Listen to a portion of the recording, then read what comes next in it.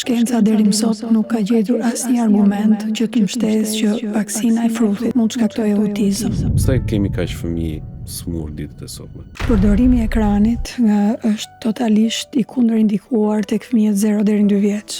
Për një fëmijë që qan shumë, çfarë do të thotë kjo? Mos u alarmoni nga vlera e temperaturës, por ndiqni dhe vlerësoni gjendjen e fëmijës.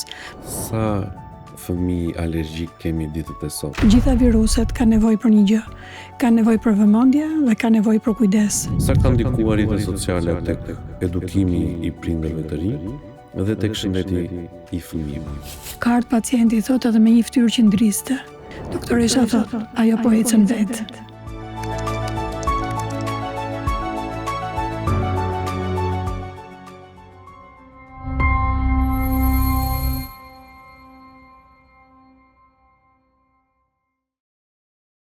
Health and Sport Partners prezanton podcastin pa recetë, i mundësuar nga Farmaci Sidi, Vichy, La Roche-Posay, Dr. Brown, Kerrywell dhe Vitanet.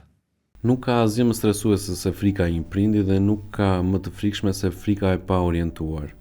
Sot një temperaturë 40 gradë Celsius krijon një panik të madh dhe çorientues. Një video 30 sekonda shet më shumë se një studim 30 vjeçar dhe një postim në rrjetet sociale krijon një dyshim të madh ndaj shkencës. Mjekime për çdo viroz, analiza për çdo teshtim dhe suplementim për çdo ditë të zakonshme. Dhe pyetja që i bëj vetes, por dhe pacientëve në përditshmëri. Apo i mjekojmë vërtet fëmijët tanë, apo thjesht jemi kthyer robër të marketingut farmaceutik? Sepse të mjekosh fëmijët dhe të kurosh fëmijët është një gjë hyjnore. Dhe sot së bashku me doktoresh Sonila Boriçi do të trajtojmë këto çështje për të dhënë jo recetën, por për të dhënë informacionet e duhura dhe të detajuara. Doktoresha, mirë se erdhe. Faleminderit Marsilt. Faleminderit për ftesën. Kënaqësi të jemi bashkë këtu dhe të përgëzoj për nismën dhe iniciativën. Për mua është nder dhe privilegj që të jem së bashku me ty në një tavolinë ku të diskutojmë hapur dhe pa filtra, ashtu siç në përditshmërinë tonë ne diskutojmë. Thonë se mjeku i mirë trajton smundjen, ndërsa mjeku i madh trajton pacientin që ka smundjen. I tillë më duket dhe rasti jot, sepse përveç trajtimit të voglushve, ti trajton dhe heq frikën e çdo prindi. Por trajton mirëfillti një pacient të vogël. Si është të kurosh dhe të trajtosh një fëmijë? Marsil, të jesh pediatër është shumë specifike. Nuk është thjesht profesion pediatria. Në momentin e vizitës, prindi të jep fëmijën e vet në duart tuaja. Dhe në këtë moment çdo gjë ndryshon. Ai të ka dhënë botën e vet në duart tuaja, kështu që ajo ka një peshë shumë të rëndë, është përgjegjësi shumë e madhe dhe besim që ai të dhuron. Dhe ky për pediatrin është një besim që durosh çdo ditë, që duhet ta justifikosh me përgjegjësinë tënde. Kështu që ndryshe nga adultët, fëmijët kanë asistencën e vet, kanë prindrit të cilët kujdesen për ta dhe nuk ke të bësh me një individ, po ke të bësh me gjithë familjen. Dhe në këtë moment është komforti që t'i dhuron atyre, siguria, besimi që ato kanë, që garanton dhe vazhdimsinë e procesit mjek-pacient. Para disa ditësh kisha një bisedë me prindrit e mi, edhe unë jam vetë prind, gjithashtu dhe një nga familjarët e mi është bërë prind së afërmi, dhe babai në bisedet më sipër më thotore, po pse nipi është i smur? Ju nuk keni qenë kaq të smur kur ne ju kemi pasur fëmijë. Çfarë ka ndryshuar realisht dhe çfarë po ndodh me shëndetin e fëmijëve? Pse kemi kaq fëmijë smur ditët e sotme? Shumë gjëra kanë ndryshuar. Stili i jetesës ka ndryshuar totalisht me vitet tona të fëmirisë tonë. Popullsia është përqendruar në qytete të mëdha dhe intensiteti dhe takimet janë shumë më të mëdha siç ishin dikur. Ka ndryshuar klima, ka ndryshuar viruset janë gjallësa shumë të zgjuara të cilat adaptohen me ndryshimin e stinës. Ka ndryshuar temperaturat, rritja globale e temperaturave ka zhduk stinët dhe kjo gjë ka bërë persistencën e shumë proceseve infeksioze që të persistojnë gjatë gjithë vitit, jo më të ndara në stinë siç kanë qenë dikur. Jeta në ambientet mbyllura kolektive, ne dikur mbajmend kemi kalu shumë kohë jashtë, ndërsa sot fëmijët kanë jetë shumë të mbyllur. Domethënë kanë ambientet mbyllura, kopshtin, shtëpia, makina, kalojnë shumë pak kohë në ambient hapur. janë gjitha elementë të cilat ndikojnë në rritjen e smundshmërisë dhe në shfaqjen e këtyre problemeve që ne sot shohim. Cilat janë disa nga sëmundjet apo virozat që shoqërojnë më së shumti fëmijët shqiptar dhe cilën nga këto do ta specifikoje si rrezik për fëmijët? Viruset janë të ndryshme gjatë gjithë vitit. Përgjithsisht në pjesën e vjeshtës, dimrit dhe pranverës, që është dhe periudha në të cilët fëmijët bëjnë jetë kolektive, predominojnë virozat respiratore. Ndërsa periudha verës predominojnë kryesisht virozat gastrointestinale. Kjo i takon edhe faktit se fëmijët në atë kohë kalojnë më shumë kohë në ambiente të hapura, në plazhe, në pishina dhe rritet mundësia për të infektuar dhe për të marrë këto virusesh. Ndërsa viruset respiratore duan kontakt afërt, të cilën e mundson pikërisht qëndrimin në ambiente të mbyllur në kopshte, në çerdhe. Përgjithsisht viruset janë benigje, shumica e fëmijëve e kalojnë pa probleme të rëndësishme, vetë kalojnë, vetë shërohen dhe nuk kanë nevojë për mjekime specifike. Por ama gjitha viruset kanë nevojë për një gjë, kanë nevojë për vëmendje dhe kanë nevojë për kujdes, qoftë nga prindi, qoftë nga mjeku përkatës. Në përgjithësi, nëse do shikojmë prindrit e ri ose prindrit të cilët sapo janë shtuar me një fëmijë, alarmohen shpejt me një temperaturë 39 apo 40 gradë Celsius. Çdo të thotë temperatura 40 gradë. Kur duhet kemi kujdes, kur duhet të alarmohemi dhe kur duhet i drejtohemi pediatrit? Temperatura është vërtet që është një sinjal për organizmin, që një agresor i huaj ka hyrë në organizëm dhe temperatura është pikërisht mënyra se si organizmi i fëmijës lufton me agentin e huaj që ka hyrë. Por jo gjithmonë është alarm temperatura. Për shembull, unë nuk do shqetësohesha nëse një nën do më thoshte që unë kam fëmijën me 40 e alarmuar dhe nëse e pyes për gjendjen e përgjithshme, është aktiv, luan, loz, qesh, nuk ushqehet mirë, por ka pirë lëngje. Nuk ka asgjë për të ushqetësuar tek ky fëmijë, ama një temperaturë 38 tek një fëmijë i cili nëna më thotë është letargjik, është i përgjumur, është i lodhur, nuk ka reaguar mirë ose është i agituar, sigurisht që do shqetësohesha shumë. Pra, nuk shikoj vlerën e temperaturës dhe për herë përpiqem që t'i këshilloj dhe prindrit, mos u alarmoni nga vlera e temperaturës, por ndiqni dhe vlerësoni gjendjen e fëmijës, pasi ajo është shumë më e rëndësishme se sa vlera e temperaturës lartë. Shpeshherë si farmacist më pyesin, të përdor ibuprofen, të përdor paracetamol apo të bëj kombinimin. Kush është zgjidhja më mirë për prindrit? Ne si mjek rekomandojmë zakonisht paracetamolin si zgjedhje e parë, edhe për faktin se ka më pak efekte anësore se ibuprofeni. Qëllimi i trajtimit të temperaturës nuk është ulja në vetvete e temperaturës, por është përmirësimi i gjendjes fëmijës. Siç përdorin për vete analgjezik kur kemi dhimbje që jemi të smur, ky është qëllimi, të përmirësohet situata dhe gjendja e përgjithshme. Dhe nëse ti jep një analgjezik ose antipiretik siç është ibuprofeni dhe temperatura nuk bie, prap nuk është shenjë alarmi. Nëse gjendja e përgjithshme e fëmijës është e mirë. Pra, e rëndësishme është që të sigurohet komforti dhe të kalojë atë infeksion që ka filluar, domethënë në kushte sa më komode. Gjithmonë rekomandohet paracetamoli, duke respektuar intervalin çdo 4 orë nga momenti i marrjes, si dhe duke respektuar dozën për kilogram peshë, pasi pediatria ka një specifik që preparatet jepen për kilogram peshë. Jo gjithë përfshirje. Pacientët cilët orientohen drejt për drejt tek farmacisti si zgjedhje të parë, por nga ana tjetër edhe ne kemi orientimet tona duke i thënë që shikoj duhet një konsult e mirëfillt me pediatrin. Kur mjafton farmacisti dhe kur nevojitet pediatri? Atëherë nëse simptomat janë minimale, janë të izoluara, janë të vetme, nuk përsëriten, sigurisht që është e mjaftueshme një këshill nga farmacisti. Farmacisti dhe mjeku ka një punë të bashkërenduar që pas secilin prej këtyre nuk do funksiononte sistemi si i mirëfillt, domethënë, por farmacisti sigurisht që mund të menaxhojë çdo rast të lehtë kur simptomat janë minimale, për shembull një rruf, një temperaturë, një dhimbje koke, një dhimbje barku, po që është episodike, jo një gjë e zgjatur dhe një gjë e cila po intensifikohet, po agravohet. Një diare, një të vjellë, sigurisht që farmacisti është i mjaftueshëm për ta këshilluar, për ta kaluar. Por nëse ky episod zgjatet në kohë dhe përkeçojnë simptomat, pastaj sigurisht që duhet adresuar dhe duhet drejtuar tek mjeku pediatër. Tek nënat e reja, por dhe tek prindrit e rinj ndodh të rëndom që shumë informacioni marrin edhe nëpërmjet rrjeteve sociale. Dhe ne përballemi si ne farmacistët ashtu dhe ju mjekët me informacionet që ndoshta nuk janë të duhurat, por dhe që kanë bërë lëmsh situatën nëse munden ta shpreh në këtë lloj mënyre. Sa kanë ndikuar rrjetet sociale tek edukimi i prindërve të rinj dhe tek shëndeti i fëmijëve? Rrjetet sociale është vërtet që ka një shpejtësi shumë të madhe të marrjes informacionit, por filtri i këtyre rrjeteve është shumë i dyshimt. Pasi aty ekziston çdo lloj informacioni dhe duhet të jesh shumë selektiv për të zgjedhur atë informacionin e duhur për individin e duhur dhe për diagnozën e duhur. Kështu që rrjetet sociale nuk janë vendi ideal për zgjidhjen e problemeve, por gjithmonë duke i referu burimeve të besueshme siç është mjeku, të cilin ato i besojnë, si dhe burimeve të besueshme që janë site të akredituara, të cilat janë evidence-based, të cilat janë si për profesionistët e shëndetit, po ashtu edhe për pacientët.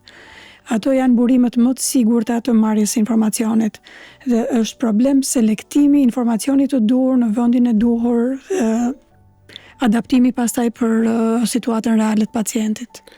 Jo, më larg se çfarë po diskutonim në para se të nisë emisioni, që çfarë kriteresh ka që të dalë një studim i mirëfillt nga ana juaj si mjek apo dhe nga farmacistët e të tjerë. Jo më një informacion që duhet shërbej për fëmijët apo për shëndetin e fëmijëve, i cili duhet të jetë i kaluar në shumë filtra. Pra, ne duhet jemi jashtëzakonisht shumë të kujdesshëm dhe për atë se çfarë përcjellin.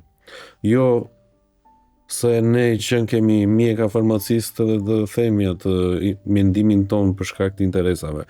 Kjo duhet të jetë e mirëfillt, e bazuar në evidenca shkencore në mënyrë që ne të japim detajet e duhura, orientimin e duhur, por që është më e rëndësishme, kurimin e fëmijëve që ne kemi për detyrë për ta bërë. Nëse do shikojmë në grup mosha të ndryshme të fëmijësh, 0 deri në 1 vjeç, 1 deri në 2 vjeç dhe 2 deri në 6 vjeç. Cilat janë sëmundjet që bashkëshoqërojnë apo virozat që bashkëshoqërojnë këta grup mosha fëmijësh dhe cilat janë zgjedhjet e duhura që duhet të bëjë një prind për fëmijën e tyre? Atëherë kujdesi për këto grup mosha është i ndryshëm. Spari është, do të theksoja për fëmijët e moshës 0 deri 1 vjeç, është ushqyerja me qumësh gjiri. Qumshi i gjirit nuk është thjesht ushqim për bebin, por ai praktikisht është jo vetëm transmetimi i imunitetit dhe i vlerave, por është krijon dhe lidhjen nën fëmijë, që aty fillon dhe gjeneza e marrëdhënieve të bebit me botën përreth. Nuk është e njëjta gjë si të ushqesh me biberon, me qumësh artificial dhe si të ushqesh me qumësh gjiri. Ka vlera të jashtëzakonshme qoftë për zhvillimin fizik, imunitetin, por edhe zhvillimin psikoemocional të fëmijës më pas. Kështu që është rekomandim i gjithë guideline-eve aktuale që theksohet fort ushqyerja me qumësh gjiri. Në pamundësi pastaj sigurisht që ekzistojnë alternativa të tjera, por gjithmonë ato janë një zgjedhje e dytë dhe në pamundësi të ushqyerjes me qumësh gjirit. Në momentin e fillimit të ablaktacionit ose të fillimit të ushqimeve shtesë, është shumë e rëndësishme zgjedhja e formulës ose preparateve që zgjedhin. Më ndodh shpesh që i pyes prindrit që ke filluar ushqime shtesë? Po, thot. Çfarë ke filluar? Kosin dhe bananën. Tash kosi dhe banane nuk kanë qenë asnjëherë ushqim, janë ndërmjet vakteve. Ne kur ushqehemi nuk konsumojmë kos, po mund të konsumojmë oriz. Kështu që edhe për bebet rekomandohet milli i orizit, edhe për faktin se është lehtësisht i digjerueshëm për stomakun dhe për zorët, por ndihmon rritjen, ka dhe kalorazhin e mjaftueshëm dhe të nevojshëm për bebin. Pastaj nevojiten proteinat, pastaj nevojiten fibrat me suprat, me preparate, me zarzavate, me mishin, me lëngun e mishit fillimisht, pastaj mishin homogenizat brenda. Pra nevojiten vlerat ushqimore në dietë. Jo fruti dhe kosi janë ndërmjet vakteve.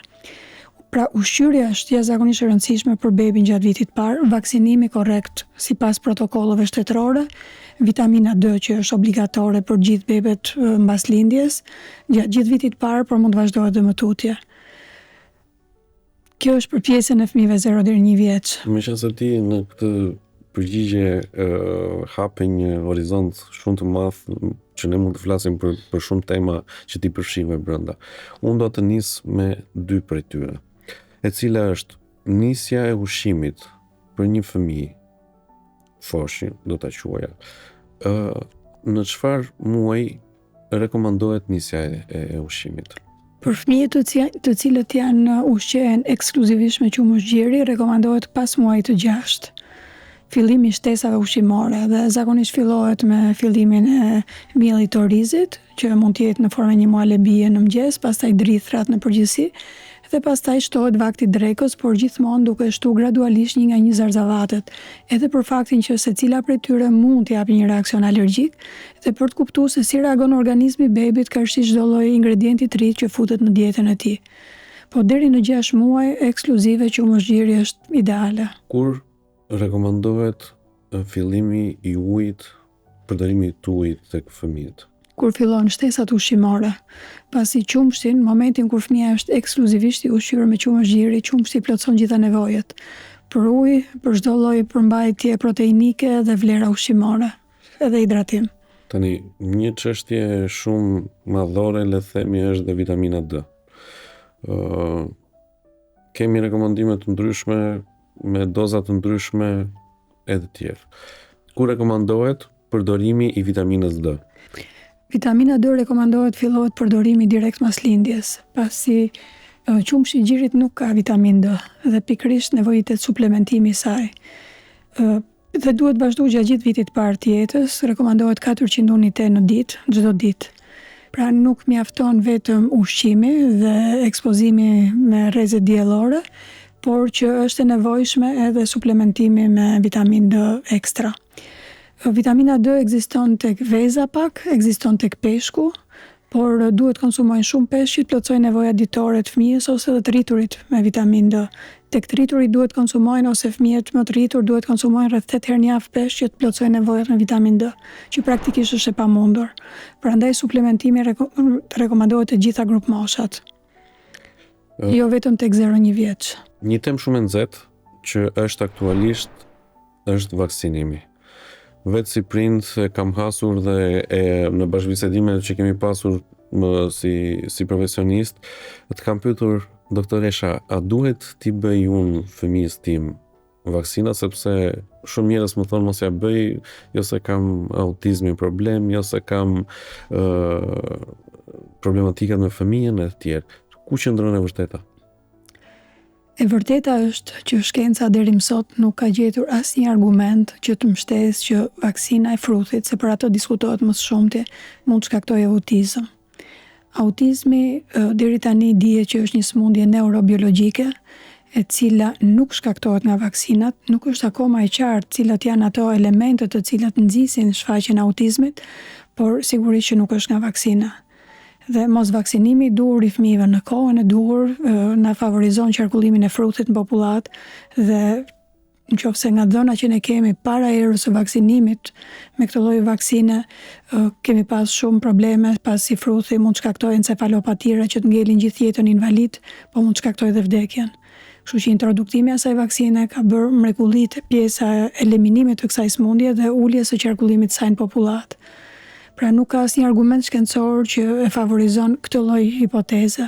Kjo ishte një teori konspirative, por ashtu siç e përmendëm në fillim, shkenca është shumë e avashtë në konkluzionet që nxjerr, pasi çdo argument që ajo thot është evidence-based, i bazuar mbi dhëna reale, dhe ato nuk prodhohen në çast, duan kohën dhe vitet e tyre. Por fatkeqësisht konspiracioni dhe teoritë konspirative përhapen shumë shpejt dhe zën vend shumë shpejt tek njerëzit. Dhe në këtë moment sigurisht që frika është reale, por ne për sa kohë që jemi profesionistë flasim me argumente shkencore. Dhe shkenca deri më sot nuk ka vërtetuar që vaksina fruthit shkakton autizëm. Kemi një fëmijë me unë të bllokuara. Edhe shpesh ne farmacistët i themi që merrni ujë fiziologjik ose një spray me ujë fiziologjik dhe bëja lavash disa herë në ditë fëmijës. Dhe kur na pyesen për sa ditë, ne i themi për 3, 4 apo 5 ditë. Sa e rekomandueshme është uji fiziologjik për unë të bllokuara dhe cila është periudha kohore e rekomanduar për këtë lloj procesi? Atëherë çdo infeksion respirator fillon nga hunda. Kryesisht, obstruksioni nazal është shenja e parë dhe riniti, rrjedhja e sekrecioneve të hundës janë shenjat e para të një infeksioni viral. Tek fëmijët e vegjël është shumë e rëndësishme që hunda të jetë e lirë tek bebet, pasi frymarrja e tyre është ekskluzive me hundë. Dhe nëse ato ushqehen dhe hunda është e bllokuar, nuk arrin dot as të pinë. Dhe për të vegjëlit, sidomos mosha 0 deri në 6 muaj, është shumë e rëndësishme që hunda të jetë e lirë që të realizojë pikërisht dhe frymshkëmbimin, por edhe ushqyerje normale. Fiziologjiku nuk është i dëmshëm as për të vegjëlit as për të mëdhajt, përkundrazi ai ndihmon që të sigurojë fiziologji normale të rrugëve respiratore dhe të garantoj pikërisht atë proces që fëmijët ose të vegjëlit nuk arrin që ta bëjnë, shfryrjen e hundës ose që hunda të jetë e lirë. Rekomandohet sigurisht në ditët kur ngarkesa dhe obstruksioni është më i madh, pastaj me uljen e ngarkesës sekrecioneve ajo mund të ulet gradualisht dhe frekuenca dhe nuk ka diçka të ndarë, domethënë.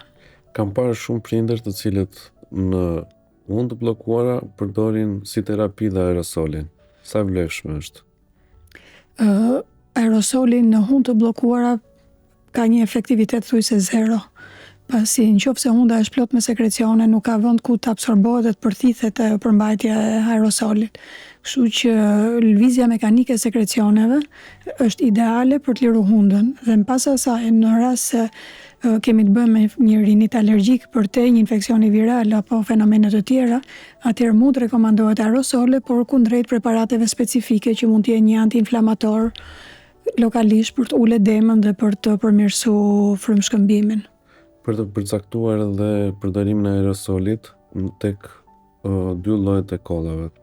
Koll të thatë dhe koll me sekrecione, do ta quaj në gjuhë popullore, me sputum. Ku është efektive të përdorimi i terapisë me aerosol? Sot po jetojmë një kohë që çdo simptom kërkon një ndërhyrje imediate energjetike. Jo vetëm kolla, po çdo temperaturë kërkohet një antibiotik që të shërohet me një herë, për çdo koll kërkohet një shurup ose një aerosol që të largohet me një herë, për çdo ulje imuniteti kërkohet një suplement që të shërohet me një herë. Në fakt, këto simptoma nuk janë armik i trupit, janë forma se si organizmi reagon për të luftuar një agent huaj ose një infeksion viral që ka hyrë në organizëm. Kështu që jo çdo koll duhet mjekuar. Nëse fëmia ushqehet mirë, pi mirë gjijtë e bebet e vogla, nuk ka të vjella, kolla është normale, mund kollitet 20, 30, 40 herë në ditë dhe është normale.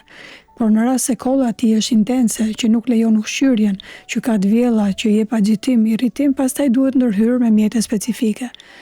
Aerosoli apo shurupet e kollës kanë indikacionet e veta dhe nuk mund të përdoren në çdo lloj kolle, pasi kolla mund të jetë thjesht koll nga rrugët e sipërme, koll si pasojë një bronkiti apo koll si pasojë një bronkopneumoni, infeksioni më të rëndë. Kështu që nuk rekomandohet rutinë përdorimi i tyre, por rekomandohet ndjekja dhe monitorimi tek mjeku, pediatri i familjes. Në të njëjtën kohë ju ndiqni dhe fëmijët alergjik. Sa fëmijë alergjik kemi ditët e sotme, në krahasuar me 10 vite më parë apo 20 vite më parë? Alergjitë janë shtu shumë sfundme, jo vetëm për Shqipërinë, por për gjithë Europën dhe konsiderohen gati në përmasat e një pandemie. Pasi edhe subjektet të cilat nuk kanë pas dhëna dikur për alergji, sot prindërit referojnë që kemi simptoma dhe kemi shqetësime. Dhe kjo i dedikohet edhe fakti që përmendëm në fillim të diskutimit bashk që ka ndryshuar shumë klima. Ndryshimi i klimës, smogu, ndotja e ambientit, ka shfaq pikërisht atë ndjeshmëri që njerëzit e kanë të printuar në ADN-n e tyre, pasi një problem alergjik nuk shfaqet te çdo njeri, po shfaqet pikërisht tek ato të cilët kanë një predispozitë gjenetike për qenë më të ndjeshëm kundrejt këtyre lloj ndryshimeve. Kemi shumë fëmijë me probleme alergjike, realisht dhe problemet alergjike tek këto fëmijë i bëjnë që ato të jenë edhe më të ndjeshëm ndaj infeksioneve. Pra bëjnë infeksione më të shpeshta se të tjerat, mund të bëjnë infeksione më të rënda se fëmijët të cilët nuk kanë probleme alergjike dhe janë një grup i cili duan një përkujdesje dhe ndjekje, monitorim, parandalim të vazhdueshëm. Kur duhet të shqetësohet prindi nëse fëmia i tij është alergjik? Është e rëndësishme që prindi ta monitorojë fëmijën. Dhe nëse shef simptoma që përsëriten, atëherë aty mund të lindi dyshimi që mund të ketë një komponent alergjik. Gjithë fëmijët kalojnë infeksione virale, por në një fëmijë normal pa komponent alergjik zakonisht virusi zgjat 2-3 ditë, 4 ditë, 5 ditë, 7 ditë, ndërsa në subjektet alergjike ajo që prindërit shpesh referojnë është që fillon simptomat, fillon kolla, rrufa dhe nuk mbaron. Pa kalu mirë një viroz, fillon një viroz tjetër dhe shkon litar një proces që nuk arrin të ndaloj. Sigurisht që ky është një moment që ato duhet të kërkojnë edhe këshillën e mjekut specialist, pikërisht për të evidentuar problemin dhe për të përpjekur për ta parandaluar. Këtë pyetje po ta bëj si farmacist. A jemi duke mbi përdorur antialergjik ditët e sotme? Antialergjikët janë substanca të cilët fatmirësisht nga momenti që janë zbuluar kanë ndihmuar shumë njerëz, parësi fëmijët nuk flasin dot dhe nuk e shprehin dot shqetësimin që kanë. Por te të rriturit një problem alergjik është konsideruar një problem serioz dhe ka prish cilësinë e jetës më shumë se sa problemet e shëndetit mendor. Kaq rëndim simptomave jep një rinit alergjik. Kështu që përdorimi i atyre preparateve ka ndihmuar dhe ka lehtësuar jetën e pacientëve, por së fundmi, vitet e fundit ekzistojnë edhe terapi të personalizuara kundrejt problemeve alergjike, të cilat tentojnë që jo thjesht të luftojnë simptomat e alergjisë, por të luftojnë shkakun e alergjisë, siç janë imunoterapitë specifike. Dhe ato janë terapitë ideale pastaj për subjektet alergjike, të konfirmuara. Ne po kalojmë nga një temë në një temë, por të gjitha temat që kemi prekur deri tani janë shumë të rëndësishme dhe me informacion të vyer për çdo prind të ri dhe për çdo voglush që kemi në vendin tonë.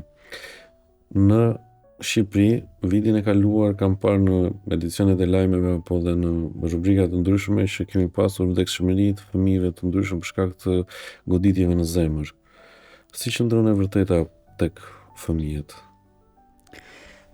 Problemet kardiake ekzistojnë dhe në një pjesë të këtyre fëmijëve mund të mos evidentohen që në lindje. Kështu që ka patologji kardiake të rënda të cilat evidentohen, por ka dhe patologji të lehta të cilat kalojnë pa u vënë re dhe mund shfaqen nëpërmjet simptomave indirekte, siç mund të jetë një vonesë në rritje, një mos shtimi i mirë në peshë, infeksione të shpeshta respiratore. Këto mund të jenë disa elemente të cilat mund na çojnë në një dyshim për të përjashtuar një patologji kardiake të lindur. Por nuk përjashtohen edhe viruset që ne përmendëm, edhe një subjekt ose një fëmijë pa problem kardiak të lindur. Ato viruset që ne diskutuam, që në shumicën e rasteve fatmirësisht kalojnë vetë dhe nuk kanë nevojë për terapi specifike, mund të japin dhe forma letale fatkeqësisht në individ të caktuar. Covidi ishte një moment, mund të themi, kthese ose një moment të cilën gjithë prezion e kemi kaluar dhe nëpërmjet atij mund të edhe manifestojmë dhe tregojmë ç'a ndodh me viruset. Siç ndodhte në Covid, që një infeksion nga SARS-CoV-2 në një individ mund ta çonte në vdekje, një individ të tjetër mund ta kalonte pas një simptom. Kështu ndodh me virozat e tjera.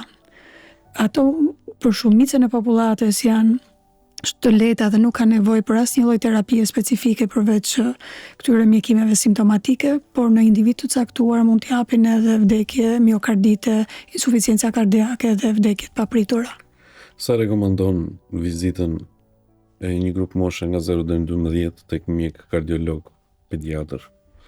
Zakonisht janë protokolle rutinë dhe mjeku pediatër që ndjek fëmijën, nëse evidenton shenja të shef element të cilat unë i përmenda më lart, sigurisht rekomandohet një konsult kardiologu, një ekokardiake për të monitoruar edhe funksionin kardiak dhe për të përjashtuar një patologji të lindur. Tani shikojmë shumë fëmijë me telefona para për të ushqyer dhe për të qëndruar qetë apo dhe prindit tjetë fëmijët për konsumuar kafen apo për të ndetur në shtëpi. Mirë, po nga ana tjetër ka sjell një problematik tek fëmijët tek zhvillimi i tyre. Sa problematika e shikon në avans dhe si ka ndryshuar zhvillimi i fëmijëve nëse i referohemi viteve të kaluara? Atëherë, përdorimi i ekranit është totalisht i kundërindikuar tek fëmijët 0 deri në 2 vjeç. Organizata Botërore e Shëndetësisë e ka theksuar me terma të fuqishëm mos përdorimin e dritës blu të ekranit. Praktikisht, fëmia në këtë grup mosh ka nevojë për kontaktin me sy, ka nevojë për zërin e prindit, ka nevojë për lojën dhe për kontaktin edhe me objektet përreth. Nuk ka nevojë për dritën e ekranit. Prezenca e asaj drite tek fëmijët, përveç se jep një informacion me intensitet shumë të lartë, i cili fëmia nuk e proceson dot informacionin që merr, pastaj bëhet i painteresuar për ambientin përreth. Dhe konsiderohet efekti i ekranit te kjo grup mosh konsiderohet një lloj si varësia nga droga. Dhe sigurisht që lë dëm më shumë të mëdha me rritjen, pasi ai pengon proceset neurokognitive, vonon artikulimin dhe procesin e të folurit, procesin e të menduarit, procesin e të ndërvepruarit. Pra lë pasoja të cilat ne do t'i shohim më vonë. Por edhe tek fëmijët mbi 2 vjeç, oraret e përdorimit të ekraneve janë totalisht të kufizuara, pikërisht për faktin se ajo nuk do të jetë ushqimi kryesor i fëmijës. Truri dhe bota e fëmijës ka nevojë për ambiente të hapura, ka nevojë që të kaloj kohë në ambient jashtë, që të lozi, që të jetë arktohet, ketë kontakt dhe ndërveprim me fëmijët dhe me të rriturit, me familjen, jo me ekranin, pasi do krijon varësi dhe dëme të parekuperueshme më vonë. Për një fëmijë që qan shumë, çfarë do të thotë kjo? Foshnjat komunikojnë nëpërmjet të qarës, komunikojnë kur kanë nevojë që të ushqehen, kur janë të rritur, kur janë të dehidruar që duan të pinojë, kur ka një dhimbje të caktuar, një dhimbje barku apo dikun tjetër. Kështu që është mënyra e tyre e prezantimit të problemit. Një qarë e cila qetësohet, nuk ka arsye që të alarmohet as prindi, as një nga familjarët, por nëse fëmia persiston me qara që nuk ushqehet mirë, që ka një situatë letargjie ose agjitimi të vazhdueshëm që zgjat me disa orë, pastaj sigurisht që duhet drejtu tek mjeku. Tek bebet e vogla 0 deri në 6 muajsh ekzistojnë dhe kolikat e latantit dhe shpesh herë fëmijët kanë të qara në formë krizash derisa qetësohen nga kolikat, nga spazmat. Por janë benigje për sa kohë që fëmia ushqehet mirë, për sa kohë që shton peshë mirë dhe rritet mirë, nuk ka asnjë arsye për tu alarmuar. Tek suplementimi, shikojmë që shumë nënat janë të orientuara drejt për drejt për të marrë sa më shumë suplemente ose të bëjnë zgjedhje të ndryshme për të mbajtur fëmijën e tyre të ushqyer, por edhe me një imunitet sa më të fortë. Si qëndron e vërteta tek suplementimi? A duhen kaq suplemente sa përdoren sot, apo është thjesht një çështje marketingu? Atëherë të vetmet suplemente të rekomanduara nga guideline-et ndërkombëtare janë vitamina D dhe probiotikët. Pjesa tjetër pastaj nuk kanë asnjë bazë reale. Për nënat të cilat duan imunitetin e fëmijëve të tyre, e para është një ushqyerje e shëndetshme, pra të eliminohen nga dietat sheqernat e shtuara, aditivët, ngjyruesit, substancat e përpunuara dhe të përzgjidhen ushqime të gatuara në shtëpi dhe të selektuara me kujdes, të sigurohet një kohë në ambientin e jashtëm për fëmijët, pra të kalojnë aktivitet fizik dhe kohë për jashtëm në mënyrë që të marrin rrezet e diellit, të cilat dhe ato kontribuojnë në rritjen e imunitetit dhe në nxitjen e prodhimit të organizmit të vitaminës D. Në jetën tuaj dhe në karrierën tuaj, a ka pas një moment që keni mbetur pa gjumë? Sigurisht, më shumë se një moment, shumë momente, pasi për një mjek nuk është vetëm pjesa profesionale, por është edhe pjesa njerëzore dhe pavarësisht çdo gjëje përfshihesh emocionalisht me pacientin. Pastaj mjekësia nuk është shkencë eksakte. 1 dhe 1 nuk bëjnë 2 në mjekësi. Bëjnë çdo gjë tjetër po 2. Kështu që çdo pacient e përjeton në mënyrë ndryshe nga tjetri sëmundjen. Dhe për secilin prej tyre, në një farmase, ne si mjek sfidohemi çdo ditë. Dhe në momentin kur ikim nga spitali ose nga klinika, nuk e mbyllim punën aty, po e marrim me vete. Dhe kjo është pikërisht ajo pjesë e padukshme e profesionit të mjekut, ajo pjesa e padukshme e icebergut, kur ti jeton me shqetësimin e pacientit, me algoritmin, me rrugën që do ndjekësh dhe me pritshmëritë.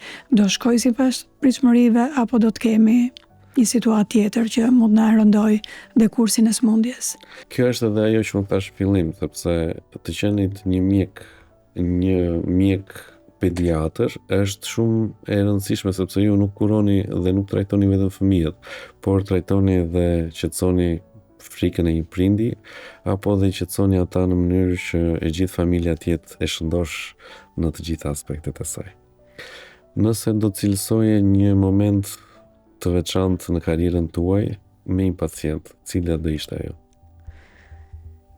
Në fillimet e punës time, mbaj mend një fëmijë nga Elbasani, ishte fëmijë rreth 18 muajsh, kishte hospitalizime të shpeshta në spital të Elbasanit, disa herë në qesutë, bënte infeksione të shpeshta respiratore, kishte probleme në gjithë sistemet, kishte një mosshtim të mirë në peshë, probleme neurologjike, nuk ecste, nuk fliste, kishte probleme konstipacioni kronik, nuk ushqeheshe, vinte me temperatura të rënda, me nevojë për oksigjen. Dhe pavarësisht gjithë mjekimeve, ekzaminimeve, ishte një situatë që përsëritej. Një javë pas daljes nga spitali ajo rikthehesh me të njëjtat simptoma. Pavarësisht konsultave që bën këtu, domethënë ishte e pamundur për të kuptuar shkakun që çonte në këtë situatë. Në atë kohë përpoqja që të kontaktoja me Caitlin Sullivan, shefe imunologjisë në Children's Hospital of Philadelphia, nëpërmjet emailit, e cila mu përgjigj shumë shpejt. Ajo është një nga autorët e guideline-eve ndërkombëtare për problemet e imunitetit tek fëmijët. Dhe duke parasysh rastin konkret, më ndihmoi dhe më orientoi në raport me 3 probleme gjenetike që në atë kohë ishin evidentuar në Necker të Parisit dhe ishin të sapo publikuar. Dhe duke referu këshillave të saj, përpoqja që të kontaktoj me Capucine Picard, e cila ishte shefe e reumo imunologjisë në Necker të Parisit. Dhe mbasi i prezantoi rastin, jo thotë, ka një karakteristikë që nuk më shkon për këto diagnoza që ju diskutoni, por mendoj që mund të jetë një interferonopati, një diagnozë tjetër shumë e rrallë, dhe për këtë mund të kontaktoni me Yannick Crowe, i cili ishte përgjegjës i këtyre diagnozave. Pasi kontaktoj me Yannick, më mundsoi që të çonim gjakrat në Manchester, ishte i vetmi vend ku ne mund të bënim këtë lloj ekzaminimi. Dhe ishte shumë e vështirë dërgimi i gjakut, pasi gjaku do merresh në Shqipëri, do ekstraktohesh ADN-ja, do dërgohesh në Manchester brenda 48 orëve. Dhe mbaj mend atë kohë kemi qenë në telefon, gjithë duke pritë që të shkonin në kohën e duhur, në momentin e duhur, pasi nëse do vonohesh e qoftë 5 minuta, ishte e pavlefshme ekzaminimi. Dërgojmë tubat dhe na vjen përgjigje negative. Sërish asnjë rezultat nga kërkimi. Sërish me Caitlin Sullivan, duke rishiku ekzaminimet e fëmijës, që sa herë që vinte, ribëshin ekzaminime nga e para. E vetmja gjë që persistonte ishte një deficit i vitaminës B12. Jo shumë, por kishte një deficit lehtë. Dhe thot, mendoj që të mbushim depot me vitaminën B12 dhe ndërkohë do presim, sepse nuk kemi arsye të kërkojmë për një ekzaminim tjetër gjenetik pa një dhënë tjetër klinike. Dhe në shtrimin e fundit ne bëm vitaminën B12 në doza ngopse dhe mbas një jave e mend si sot infermierën e cila vjen më thotë, ka qenë infermierja terapisë asaj kohe. Dhe ka ardhur pacienti që unë për arsye privatësie nuk do përmend emrin. Ka ardhur pacienti thotë edhe me një fytyrë që ndriste. Mirë, por nuk ishte gjë e bukur që të vinte në spital, sepse ajo vinte shumë rënd. Edhe ajo që skuptoja ishte shkëlqimi i fytyrës saj, domethënë thashë kuptoj që ka ardhur sepse ajo sapo dilte kthehej prapë mas një jave. Doktoresha thotë, ajo po ecën vetë. Kështu që ky ka qenë një moment kthejse jashtëzakonshëm që fëmia mbas introduktimit të dozave të larta të vitaminës B12 filloi të ecte, filloi të fliste, nuk bëri më infeksione respiratore, filloi artikulimin shumë të mirë, filloi të ndiqte kopshtin, shkollën si gjithë fëmijët e tjerë. Dhe vetëm pas 10 viteve u mundsua që ne të bënim një full genome sequencing dhe vetëm atëherë ne kuptuam bazën gjenetike të sëmundjes, që ishte një sindrom gjenetike shumë e rrallë, si pasojë e malabsorbimit të vitaminës B12, ajo kishte gjithë ato probleme. Po ndërkohë ne po të kishim humbur kohë ato vite, do humnim fëmijën, por intuita na çoi që duhet suplementojmë pikërisht atë gjë që mendojmë se është deficitare. Sot ajo është 16 vjeçe, gëzon shëndet plot, sigurisht që vazhdon marrjen e kësaj vitamine në mënyrë periodike çdo 4 javë, pasi është një problem gjenetik i lindur, por ka qenë një sfidë jo e lehtë për kohën. Duhet të them 2 gjëra. E para, kolegu Gjegji Lushi ka thënë një fjalë shumë të bukur që unë nuk kam për të haruar. Profesioni i mjekut është afër me Zotin, tha. Dhe rasti juaj e vërteton këtë plotësisht. Ne jemi sebepi në tokë. Dhe e dyta është që shpeshherë në skepticizmin mbi përdorimin e suplementeve, ja pra doli një suplement shumë i rëndësishëm që pas ka shvëtuar një jetë fëmije i cili sot gëzon një jetë të plot dhe të shëndetshme. Por duhet të shtoj këtu diçka. Fëmia ishte evidentuar që kishte një deficit të vitaminës B12 dhe merrte suplement të vitaminës B12, por nga dozat orale. Po ishin të pamjaftueshme. Në këtë rast duheshin doza shumë të larta për të siguruar ngopjen. Pra në këtë moment ishte pikërisht dhe kjo kletë që ka rëndësi dhe doza me cilën e merr për problemin cilën ti e merr. Pra duhen sistemu gjithë aktorët në mënyrë që të funksionojë dhe të arrijmë qëllimin. Unë të falenderoj për gjithçka, doktoresha, sepse ishte një temë që prek çdo prind të ri, çdo familje dhe mbi të gjitha prek ata vogëlush dhe vegjël, të cilët ne I trajtojmë me aq shumë dashuri dhe unë kur kam sjell fëmijën tim tek ty, kam vënë një ndryshim të qasjes së sjelljes edhe të fëmijës kundrejt mjekut. Dhe kjo është një çështje shumë e rëndësishme dhe të falenderoj jashtëzakonisht për të gjitha përgjigjet dhe trajtimet dhe dashurinë që ke trajtuar fëmijët e tjerë, por dhe fëmijën tim. Të falenderoj shumë Marsilt. Është kënaqësi për mua, është pjesë e profesionit tim dhe nuk e ndaj dot raportin njerëzor nga I profesional. Momentin kur kam pacient në zyrë, është njësoj sikur unë të isha pacient, mendoj gjithmonë atë rol. Qofse unë do isha pacient, cila do ishte qasja që unë do doja që doktorit kishte ndaj meje. Për më tepër që fëmijët janë ëngjëj që t'japin dashuri pa kushte, ndryshe nga profesionet e adultëve, kështu që është profesion shumë I bukur, I vështirë, sfidues, por që e bëj me shumë dashuri. Faleminderit. Faleminderit.